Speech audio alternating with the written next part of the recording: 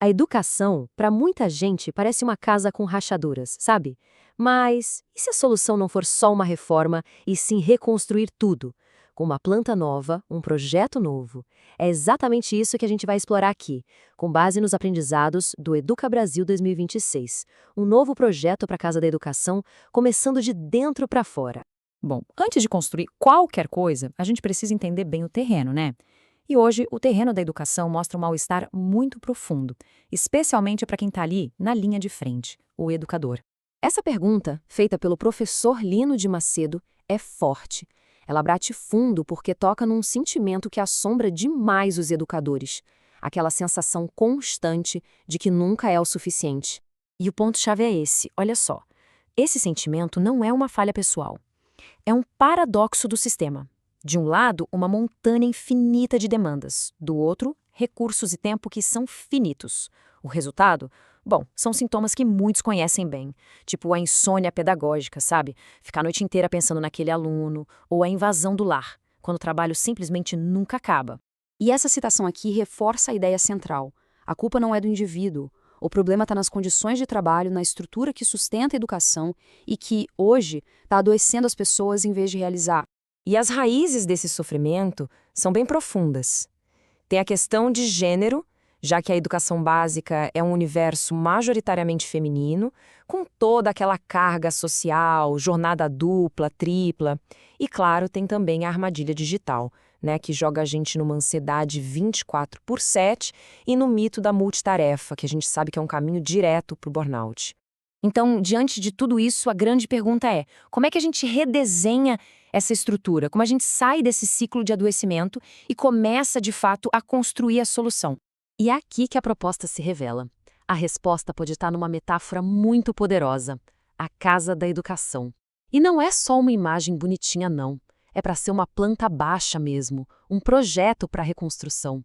Um projeto que pensa numa fundação sólida, numa estrutura que cuida de verdade e em moradores que são acolhidos por inteiro. Então vamos começar pela estrutura dessa casa. A viga mestra, aquilo que sustenta tudo, é a saúde e o bem-estar de quem educa. É simples. Sem isso, a casa não para em pé. Tá, mas como fortalecer essa estrutura? O caminho da cura começa quando se sai do isolamento e se busca apoio. Depois vem o aprendizado de impor limites, de saber dizer não. Isso leva a gente a conseguir renunciar e escolher, a gerenciar o tempo offline. E por fim, o autocuidado deixa de ser um luxo para virar política, um investimento essencial para sustentar a casa toda. Porque no fim das contas o objetivo é esse, é resgatar a ideia de que o trabalho, a vocação de educar tem que ser fonte de prazer, de realização, e não de angústia. Esse é o pilar da nossa estrutura. Com uma estrutura firme, agora a gente pode olhar para os moradores dessa casa, os alunos. E o foco aqui é em como acolher cada um, com toda a sua diversidade, toda a sua singularidade. A professora Ana Beatriz Araújo traz um conceito que eu acho fascinante: o educador como um engenheiro de gente. Isso muda tudo. Significa que não existe mais aquela ideia de aluno como folha em branco. Cada criança chega com a sua própria planta, com as suas marcas, a sua história. O trabalho é entender e construir a partir daí. E como é que se faz isso na prática? Com uma inclusão que seja possível, um realismo com sensibilidade. As estratégias são bem concretas. Fazer um mapeamento para descobrir interesses, ajustar a rotina para ter mais flexibilidade, focar no essencial bem feito e usar o plano de ensino individualizado como um processo vivo, sabe? E não como só mais um papel burocrático. E claro, os moradores não vivem isolados. Essa ponte entre a família e a escola, ela é fundamental.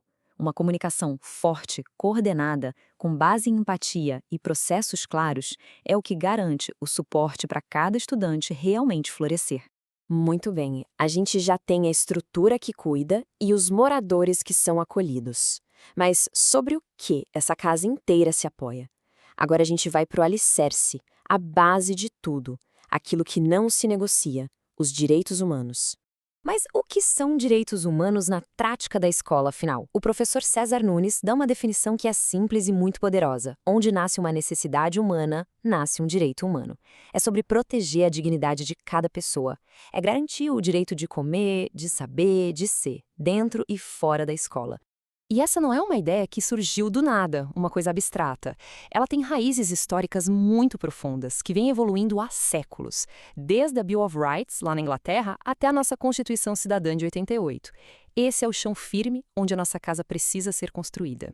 Bom, agora chegou o momento de juntar todas as peças. Alicerce, estrutura, moradores. Como é que esses elementos todos conversam para criar de verdade uma casa de amor e de saber? O que é muito interessante é como tudo está interligado. A saúde mental do educador, a inclusão de todos os alunos e os direitos humanos não são caixinhas separadas. Eles formam um ciclo, um alimenta o outro. Sem saúde, não há energia para acolher. Sem inclusão, a escola falha no seu propósito. E sem a ética dos direitos humanos, a educação toda perde o sentido.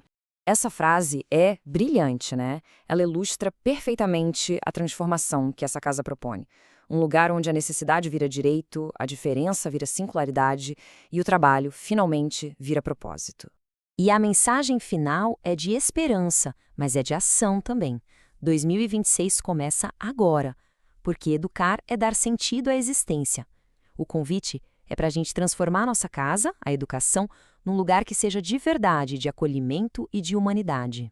É uma jornada de transformação, do mal-estar à potência, da exclusão ao encontro e da necessidade ao direito. Essa é a casa que a gente pode e deve construir, juntos.